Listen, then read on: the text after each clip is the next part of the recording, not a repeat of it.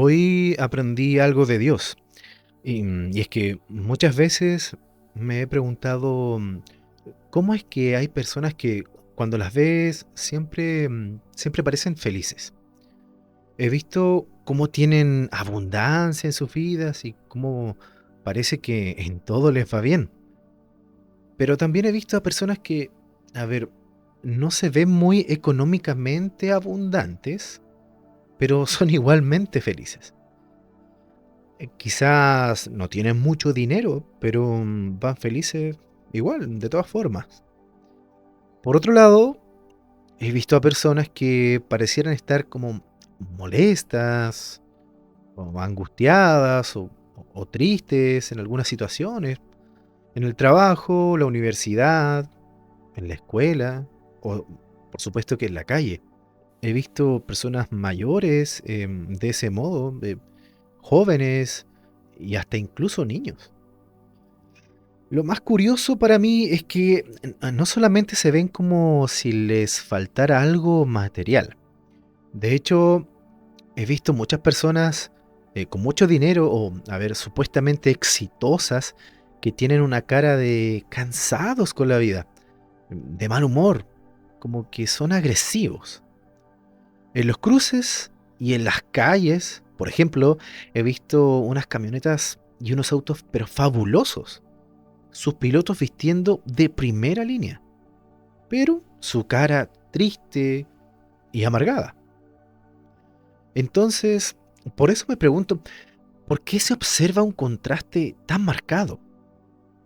En un principio, pensé que el dinero es el que traía la felicidad, pero la gente en realidad estaría de mejor ánimo si eso fuese verdad. El dinero no da la felicidad, dicen por ahí, pero también he visto familias destruirse por la falta de dinero. O en peores casos, personas que lamentablemente toman una decisión eh, radical por la falta de este. Yo sé y estoy absolutamente consciente de que la respuesta para esto no es solamente una, pero quisiera comenzar por algún lado, alguna razón, alguna respuesta que me diga algo acerca de este contraste. Muchos autores de libros, de programas o creadores de contenido audiovisual han hablado de este tema. Muchos de ellos apuntan hacia qué están pensando las personas. Por lo tanto, la mente, es decir, los pensamientos, podrían empezar a ser una respuesta que me diga por qué hay gente feliz y otras personas que no lo son. Sin embargo, la mayor respuesta la recibí cuando estudiaba de la palabra de Dios y de algunos autores que seguramente fueron inspirados para escribir acerca de esto. En Proverbios, capítulo 4, versículo 23 dice, sobre toda cosa guardada, guarda tu corazón, porque de él mana la vida. Este versículo nos da una clave muy clara, cuidar nuestro corazón. En lo que he estudiado de Dios en su palabra, siempre que se nombra al corazón, estaría refiriéndose a lo más íntimo de la mente, los pensamientos más profundos que están alojados como patrones que nos llevan a ver la vida de un modo u otro y por ende nos llevan a hacer acciones referentes a lo que pensamos de la vida. El libro de Proverbios es muy insistente en que se cuide el corazón y que se alojen los pensamientos positivos de la palabra de Dios, para ser más sabios, por ejemplo, y que nos vaya mejor en el día a día.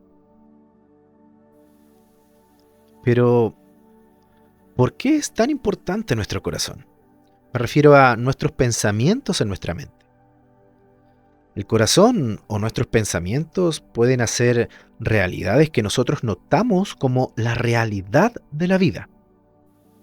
En ocasiones, esos pensamientos tienden a ir a los negativos de la vida y entonces vemos que nada tiene solución, que la vida es triste, que la vida es cruel, que la vida es así de desolada. Y en otras ocasiones, esos pensamientos tienden a ir hacia los positivos de la vida.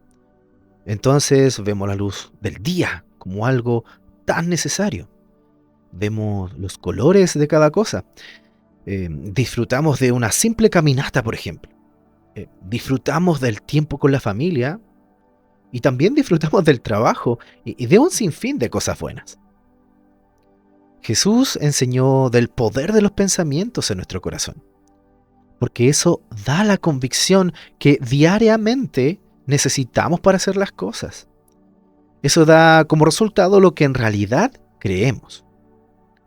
En Marcos capítulo 9, versículo 23 dice, Jesús le dijo, si puedes creer, al que cree todo le es posible.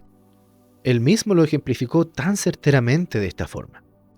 En Marcos capítulo 11, versículo 23 dice, porque de cierto os digo que cualquiera que dijere a este monte, quítate y échate en el mar, y no dudare en su corazón, sino creyere que será hecho lo que dice, lo que diga le será hecho.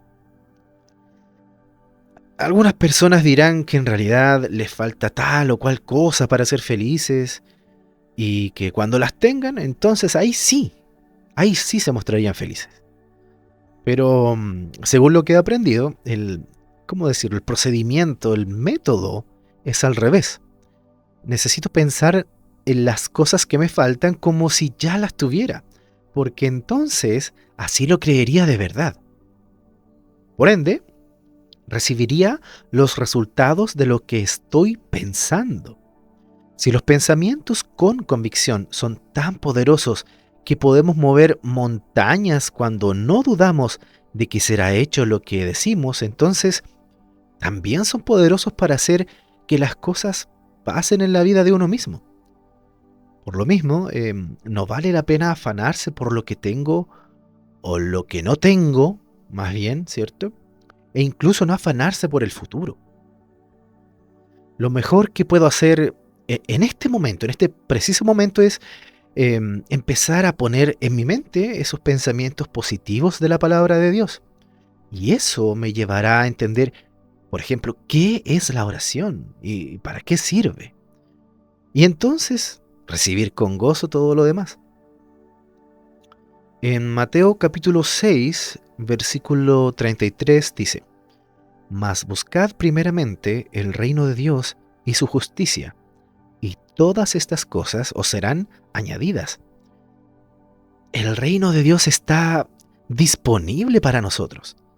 Los pensamientos positivos de la palabra de Dios son una realidad para nosotros.